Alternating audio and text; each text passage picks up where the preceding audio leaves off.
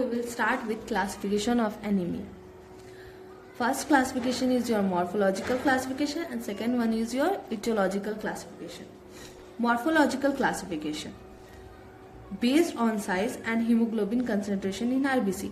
Morphological classification क्या चीज पे बेस होगा, तो साइज ऑफ आरबीसी, ठीक है, और हीमोग्लोबिन कंसेंट्रेशन कितना होगा, हीमोग्लोबिन का कंसेंट्रेशन आरबीसी में, उस पर डिपेंड करेगा.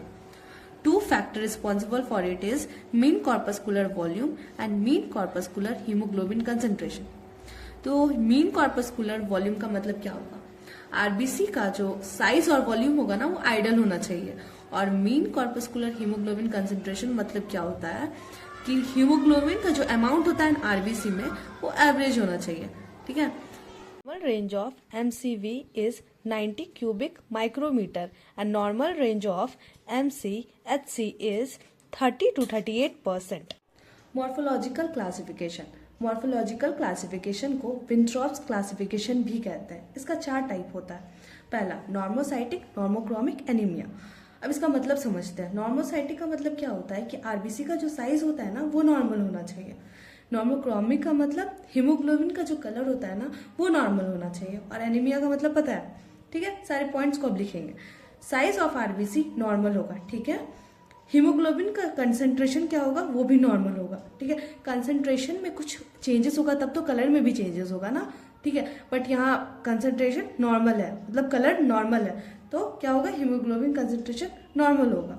अब एनीमिया है तो डिक्रीज इन आरबीसी काउंट होगा, ठीक है. अब जो फैक्टर्स हम लोग पढ़े ना वो लिखेंगे यहाँ पे. MCV, MCHC, RBC count. MCV normal है, ठीक है. एमसीएचसी भी नॉर्मल है. एनीमिया है तो आरबीसी का काउंट कम होगा, ठीक है. एग्जाम्पल है इसका aplastic anaemia, haemolytic anaemia. Second है मैक्रोसाइटिक नॉर्मोक्रोमिक एनीमिया. मैक्रो मतलब बड़ा, ठीक है, तो आरबीसी का साइज क्या होगा, बड़ा हो जाएगा. नॉर्मोक्रोमिक मतलब नॉर्मल होगा, ठीक है. एनीमिया है, ठीक है, तो अब लिखेंगे एमसीवी मैक्रो है तो ज्यादा होगा, ठीक है. नॉर्मोक्रोमिक है मतलब नॉर्मल है. एनीमिया है तो काउंट कम होगा, ठीक है. आप सारे पॉइंट्स को लिखेंगे. साइज ऑफ आरबीसी लार्ज होगा, ठीक है. हीमोग्लोबिन का कंसेंट्रेशन जो होगा वो नॉर्मल होगा, ठीक है. आरबीसी काउंट कम होगा, ठीक है. अब इसका एग्जाम्पल होगा विटामिन B12 डिफिशियंसी. थर्ड है तुम्हारा मैक्रोसाइटिक हाइपोक्रोमिक एनीमिया. मैक्रो मतलब बड़ा, ठीक है, हाइपो मतलब कम, तो मतलब कंसेंट्रेशन कम होगा हीमोग्लोबिन का, ठीक है. अब सारा पॉइंट लिखेंगे. SCV, SCHC, RBC. इसमें क्या होगा, मैक्रो है तो इंक्रीज होगा, हाइपो है तो डिक्रीज होगा, और एनीमिया है तो कम होगा, ठीक है. सारे पॉइंट को आप वापस लिख लेंगे. साइज ऑफ आरबीसी जो होगा लार्जर होगा, हीमोग्लोबिन कंसेंट्रेशन लेस होगा, आरबीसी का काउंट कम होगा. इसका एग्जांपल होगा लिवर डिजीज. चौथा है microcytic hypochromic anaemia.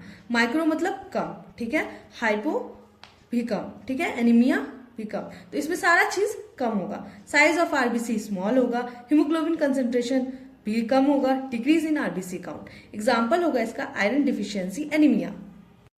Aetiological classification. Aetiological classification को विद बाइस क्लासिफिकेशन भी बोलते हैं. ये बेस्ड ऑन कॉज होता है, ठीक है. First one is your haemorrhagic anaemia. It occur in condition like accident, ulcer, uterine bleeding and haemophilia. इसका 2 टाइप होता है, एक क्रॉनिक होता है और एक एक्यूट होता है. क्रॉनिक का मतलब ही होता है कि लंबे समय से, और एक्यूट का मतलब सडन, ठीक है. तो क्रॉनिक में क्या होगा कि it is a loss of blood by internal और external bleeding over a long period of time. Internal या एक्सटर्नल ब्लीडिंग बहुत लंबे समय से, ठीक है. It occur in condition like peptic ulcer and haemophilia. Acute, it refers to sudden loss of large quantity of blood, बहुत ज्यादा quantity of blood, ठीक है, in case of accident. Sudden loss मतलब सडन लॉस होगा बहुत ज्यादा amount में, ठीक है, उसको लाइक एक्सीडेंट ये सब में होता है, उसको बोलते हैं एक्यूट. एग्जाम्पल होगा normocytic normochromic anaemia. Second haemolytic anaemia. It occurs due to excessive destruction of RBC. इसका भी 2 टाइप होता है, एक एक्सट्रेंसिक होता है और एक इंट्रेंसिक होता है. एक्सट्रेंसिक क्यों होता है, ट्रॉमा, स्नेक बाइट, मलेरिया ये सब के कारण. और इंट्रेंसिक क्यों होता है, it occurs in case of sickle cell anaemia and thalassaemia. अब न्यूट्रिशन डिफिशियंसी.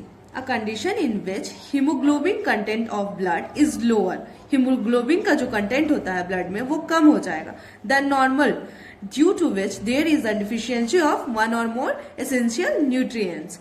इसका एग्जाम्पल होगा iron deficiency anaemia. Fourth is aplastic anaemia, occur when bone marrow does not produce enough red blood cell। जब bone marrow red blood cell enough नहीं produce कर पाएगा, ठीक है, occur due to disorder of red bone marrow.